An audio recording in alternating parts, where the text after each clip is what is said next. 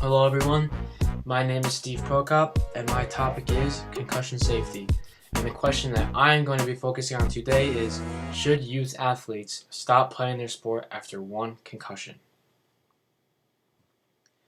Alright, to start things off, I'm just going to give a simple medical definition of what a concussion is. A concussion is a form of traumatic brain injury caused by an outside force which results in an immediate and transient alteration in brain function. As you can see from this GIF, this is what a concussion looks like. The brain actually bumps into the skull, causing all kinds of damage to it. Concussions are very prevalent and common in our society today. In fact, over 3 million concussions were reported in 2012. Concussions can happen from anything, even as simple as just tripping and hitting your head on the ground. But the most common way to get a concussion is through a sport. Out of all the ages and levels within the sport world, youth athletes ranging from middle school to college are the most susceptible to concussions. Around 1 in 5 high school athletes will sustain a concussion during the season.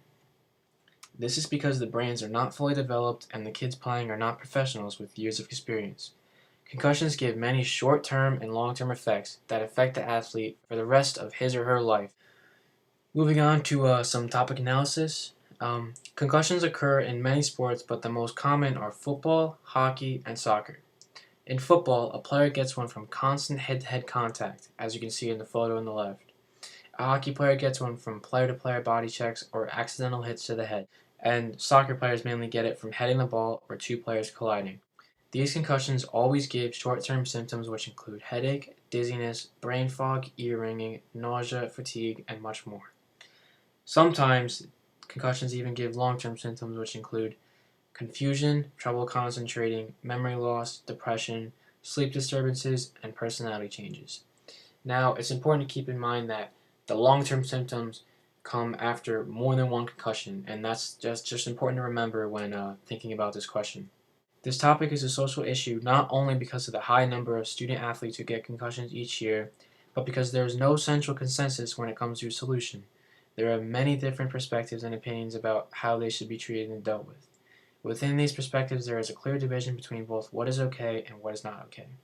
So the first group of people with a strong perspective is the coaches. And there is a division between coaches who follow protocol when an athlete takes a hard hit to the head and coaches who see an athlete take a hard hit but do not follow protocol.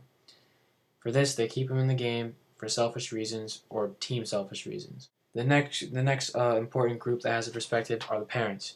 And sadly, you would think that there would not be a division between the parents, but there is. Some parents want their kids to follow protocol when it comes to concussions, and others don't. The parents who want them to just want to see their kid healthy and happy in the end, even if it means taking them out for a few weeks or forever. Others don't want them to be taken out because of losing out on a scholarship, which is a free ticket to college, or having to deal with money and doctors and whatnot. The third group of people are the players themselves. There are certain players who try to hide concussions and certain ones who try to heal it. The players who try to hide it because of the ideas of looking weak, letting their team down, losing their spot, or losing their shot at a good career. Players who are aware of short-term effects and want to get healthy rest so they can jump right back into action after a certain amount of time, in most cases. Although both of these types of players are not aware of the long-term effects and how much more likely they are to get more concussions after just one. 39%. That is the amount of which cumulative concussions are shown to increase catastrophic head injury leading to permanent neurologic disability. So not everyone is on the same page. In an ideal world, everyone wants what's best for the kid. Concussions overall are an issue because it is ruining the lives of people who can ultimately prevent it from happening.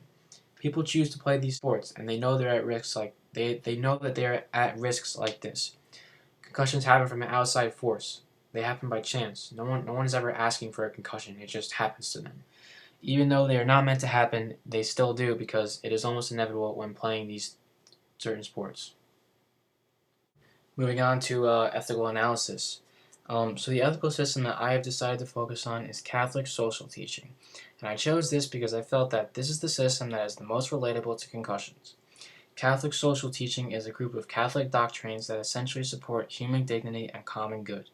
The official CST central themes have been around since the late 1800s, and out of 9 central themes, according to Living Justice by Thomas Massaro, S.J., the book that we used in class this year, there are two principles that I felt directly correlate with concussions.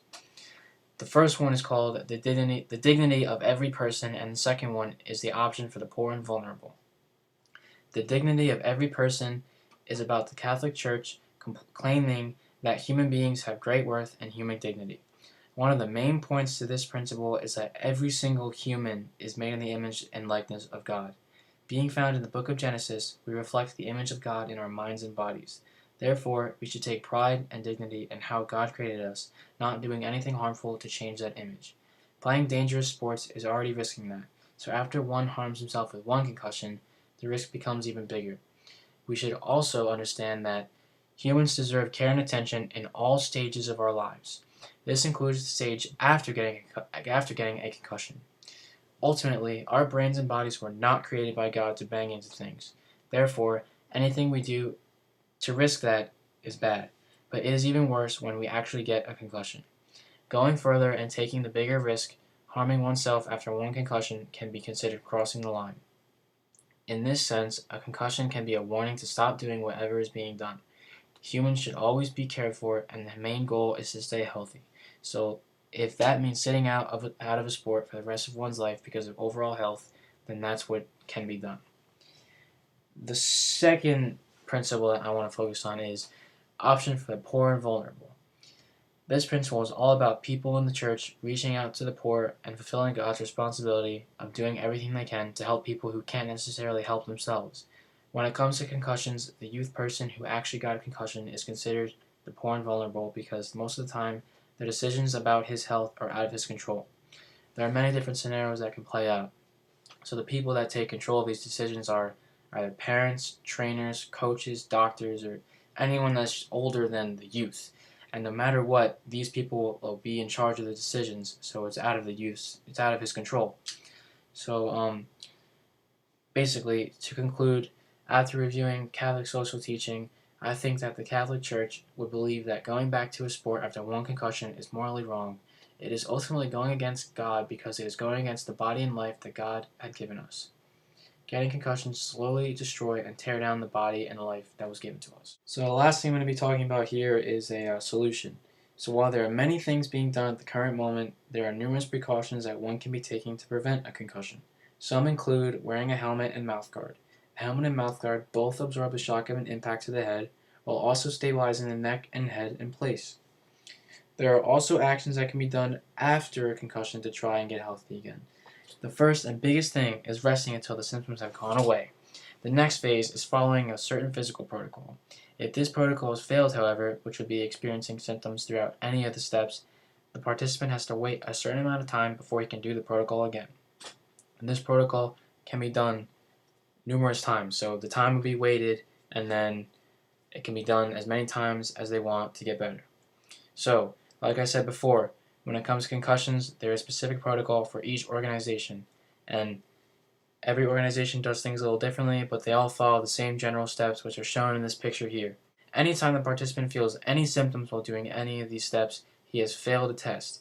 It is important for the participant to be honest about what he's feeling so that we get true results. So to conclude, I am going to give my personal proposed solution to this problem.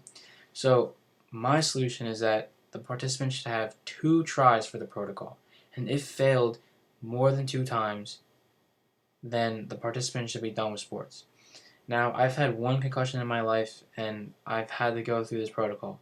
And the first time, I failed. And I think it was just because that it was just to see where I was at and how I was doing and how much time I needed. And that's really what the first time is for. So, for me, it was okay, and I think everyone was okay with it. And then the second time is really the test to see if you're going to be okay. And so I took the test, and I ended up passing, and that's why I'm fine now. But if I failed the second time, then I would have told myself, okay, I'm not trying anymore. I'm not doing this. I guess I'm not going to play anymore. And I feel that this is the best solution because it is your body telling you to stop to prevent further damage. And with that, here is my bibliography. I used 11 sources. There's 6 on this page and 5 on this page. So thank you for listening, and have a great day.